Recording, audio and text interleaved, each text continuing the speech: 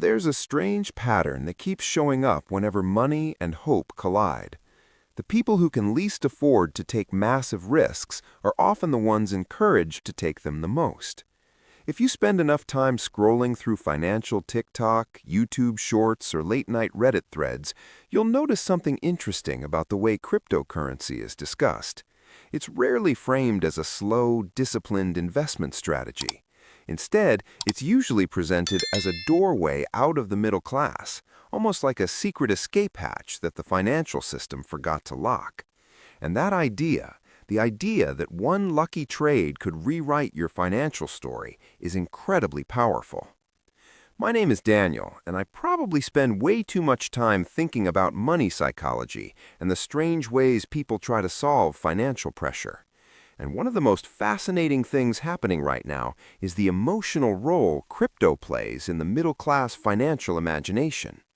Because if you listen carefully to how people talk about it, you'll notice something that goes deeper than investing. Crypto has quietly become a symbol of financial rescue. Not financial planning, not long-term wealth building, rescue. And that difference matters more than most people realize.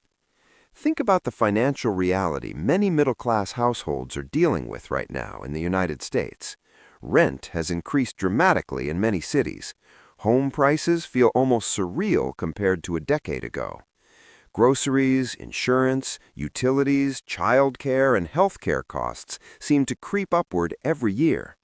At the same time, wages have improved in some industries, but not nearly fast enough to keep up with the lifestyle expectations that modern life quietly imposes. People are working hard, earning respectable salaries, and still feeling like they're stuck in financial quicksand. When people feel trapped financially, they start searching for leverage.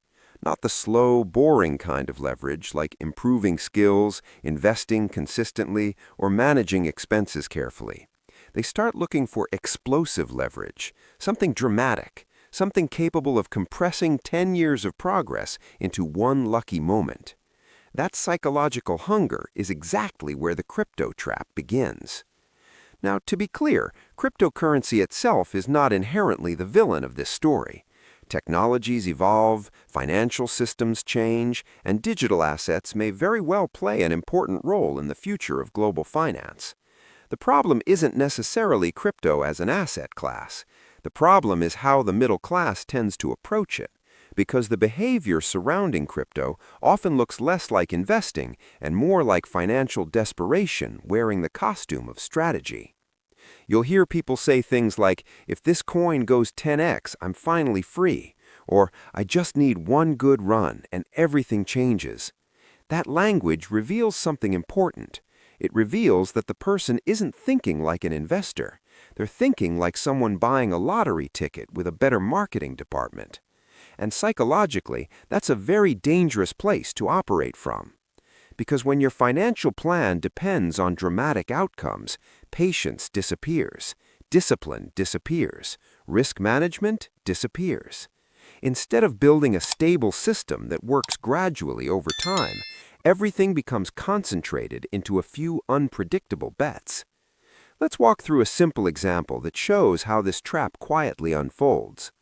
Imagine someone in the U.S. earning $65,000 a year. After taxes, health insurance, and retirement deductions, their take-home income might be somewhere around $4,000 per month. Rent in many cities might be $1,800. Groceries could easily run $500 or $600. Add a car payment, gas, utilities, internet, phone, insurance, and suddenly that monthly budget is already under pressure. Now, imagine this person manages to save $300 a month. That's not easy, but it's realistic for many middle-class households trying to stay disciplined. Over 1 year, that becomes $3,600. Over 5 years, that becomes $18,000, even before investment growth. That kind of slow progress doesn't feel exciting. It doesn't go viral on social media. Nobody posts YouTube thumbnails saying, "I saved consistently for 5 years and now I'm financially calmer." But that slow system is actually how wealth stability begins. Now, compare that to the crypto version of the story. Instead of investing $300 a month into diversified assets like index funds or retirement accounts, our hypothetical saver decides to accumulate $10,000 and place it into a few high-risk tokens they heard about online. The logic seems reasonable on the surface. If the coin goes 10x, that $10,000 becomes $100,000. Suddenly, the person feels like they skipped years of slow saving. But here's where the psychological trap deepens. If the investment drops 50%, which is extremely common in crypto markets, the $10,000 becomes $5,000. Now the investor doesn't want to sell because selling would make the loss real. So they hold and hope. If it drops another 50%, now the account sits at $2,500. At this point, the investor is emotionally trapped. Selling feels like defeat. Buying feels like doubling down on uncertainty. Months pass, sometimes years. Meanwhile, the slow system that actually builds wealth was never started. This is why the crypto trap is so subtle. It doesn't destroy wealth instantly for most people. Instead, it quietly delays wealth building. It steals time. And time, financially speaking, is the most valuable asset the middle class has. Because the real engine of wealth for most people is not explosive growth, it's compounding consistency. The boring act of investing steadily over decades is mathematically powerful in ways most people underestimate. For example, if someone invests $300 a month into a broad market index fund, averaging around 8% annually, after 20 years, they could have roughly $176,000. After 30 years, that number approaches $447,000.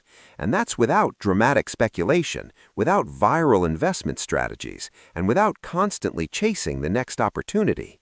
It's just time, discipline, and compounding working quietly in the background. But the crypto narrative interrupts that patience by promising a shortcut.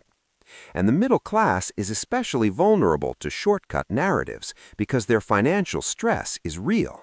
They're not imagining the pressure of rising costs, uncertain retirement prospects, or student loan debt. When someone feels like the traditional path to financial stability is getting longer and harder, the promise of a financial shortcut becomes emotionally irresistible. Social media amplifies this effect dramatically. You rarely see thousands of videos about people who slowly accumulated wealth through diversified investing. What you see are screenshots of massive gains. Someone turned $2,000 into $80,000 during a lucky bull run. Someone caught the right meme coin at the perfect moment. Someone posted a screenshot of a wallet that multiplied overnight. But what you don't see are the silent outcomes. You don't see the thousands of people who bought near the top. You don't see the accounts that slowly drifted downward over months of volatility. You don't see the opportunity cost of the money that could have been quietly compounding somewhere else. This creates a distorted perception of probability. It's similar to how casinos operate. Casinos don't advertise the thousands of people who lost quietly. They advertise the jackpot winner holding an oversized check. That visual creates the illusion that winning is common, when in reality it's statistically rare. Crypto markets, especially speculative tokens, operate under a similar psychological dynamic. And again, the issue isn't that crypto cannot be part of a portfolio. Some investors allocate a small percentage of their assets to it, understanding the risk and maintaining balance. The problem is when crypto becomes the entire strategy rather than a small speculative allocation. When the middle class treats crypto like a financial lifeboat, they unintentionally build their future on volatility. Around this point in the conversation, if you enjoy thinking about money in a deeper and more psychological way, this is a good moment to subscribe to the channel. These conversations are less about hype and more about understanding the quiet forces that shape long-term financial outcomes. Because once you start recognizing these patterns, you begin to see money decisions differently. The real financial advantage rarely comes from chasing the next big thing. It comes from building a system that continues working even when you're not thinking about it. Automatic investing, consistent savings, lifestyle decisions that leave room for future flexibility. Those things don't look exciting on social media, but they quietly create freedom over time. And interestingly, many wealthy investors actually approach new technologies very differently than the middle class does. Instead of betting their future on uncertain assets, they treat speculative investments like side experiments. A small portion of their portfolio might explore emerging technologies, but the foundation of their wealth remains diversified and stable.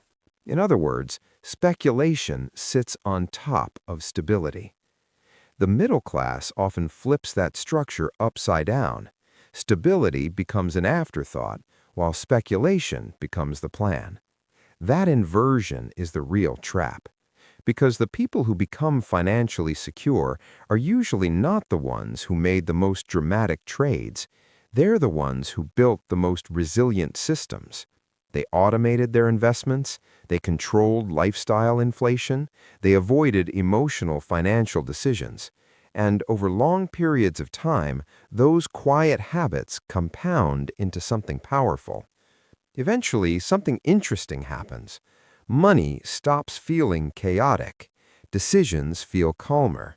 The future becomes less dependent on lucky outcomes and more dependent on systems that already exist. And that shift, from chasing breakthroughs to building structures, is where financial stability actually begins. Crypto may continue evolving. Some digital assets may succeed long-term, others will disappear completely. But the deeper lesson here isn't really about cryptocurrency at all. It's about the human tendency to look for dramatic financial solutions when what we often need most are disciplined financial systems. Because escaping the middle class rarely happens through explosive luck. More often, it happens through years of quiet, consistent decisions that don't look impressive in the moment but become powerful over time. If conversations like this help you think differently about money, consider subscribing to the channel. And I'm curious about your perspective. Do you think crypto is mostly an opportunity for the middle class, or has it quietly become another financial distraction that delays real wealth building?